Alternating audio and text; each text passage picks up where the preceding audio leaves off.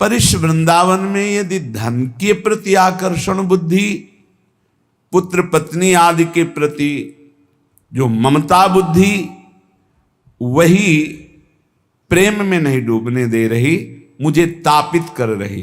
धन पुत्र कलत्र आदि ममता ममतापदा, यही मुझे ताप प्रदान कर रही, नहीं तो वास मात्र से प्रेमोन्माद हो जाए।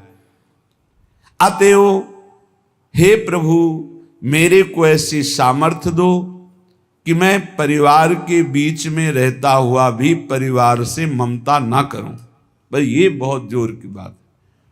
ये ममता ही प्रियालाल के चरणों में प्रेम नहीं होने देती, और जन्म जन्मांतरों से इसी धोखे में फंसकर कि ये हमारे हैं, ये हमारे हैं, ये हमारे हैं, पूरा समय नष्ट हुआ, मरे, फिर इस जीव अकेले यहां से गया, फिर किसी नए परिवार, नया रिश्ता।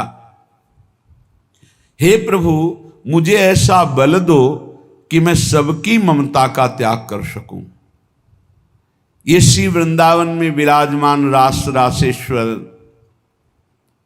रास रासेश्वरी युगल सरकार से हमारा जो प्रेम नहीं हो रहा, उसका कारण है देह ममता, पुत्र ममता, पत्नी ममता, सुहृद परिवार ममता। अब जितना आपको समय नष्ट करना है इसमें कर लो, अगर सार्थक करना है तो जल्दी से जल्दी इस ममता को प्रियालाल के चरणों में समर्पित कर दो। ममता समर्पित कर दो, सब वैसे ही चलाओ जैसे चला रहे हो। ममता अगर श्री जी के चरणों में नहीं हुई, इनमें हुई, तो अंतिम बात जो हमें उन्मादकारी प्रेम चाहिए था वो नहीं मिलेगा। क्योंकि प्रियालाल के चरणों से जो हमारा संबंध है वो तो है, ऊपर प्रकाशित होता है ममता होने से। एक अहमता ममता ये जग में है दुखदाई, ये जब श्री जी की ओर लगे तो होत परम सुखदाई।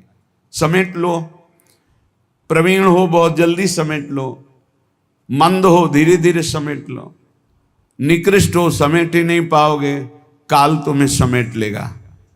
हमारी बात को समझ जाओ, कोई आ नहीं तुम्हारा, तुम नहीं हो किसी के, बस तुम एक अपने कर्तव्य को करने के लिए आए हो। तुम्हारा एक कर्तव्य है जो किसी जन्म में नहीं हुआ, भगवत प्राप्ति, भगवत प्रेम प्राप्ति। और सब कर्तव्य लाखों बार निर्वाह कर चुके हो, उन कर्तव्यों की ताकत नहीं कि आवागमन से रोक सके। आवागमन के चक्र को रोकने की ताकत एकमात्र भजन में है। जितना प्रिया प्रीतम का नाम जप करेंगे, लीला गुण गायन करेंगे, उनसे अपनापन होगा, सबकी ममता हटेगी, तभी भगवत तत्व का बोध या प्रेम प्राप्ति होती है। महासहानि दुखानि सुखान्युन्मादकानि वा वृंदावन दृढ़ प्रीतिम नालम चालयितुम हिमां।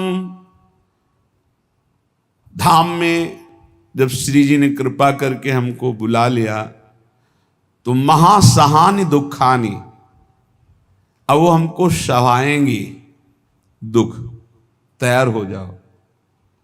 फिर सुखान्युन्मादकानि वा, ऐसा सुख मिलेगा जो उन्माद पैदा कर देगा, तैयार हो, पहले दुख भोगना है।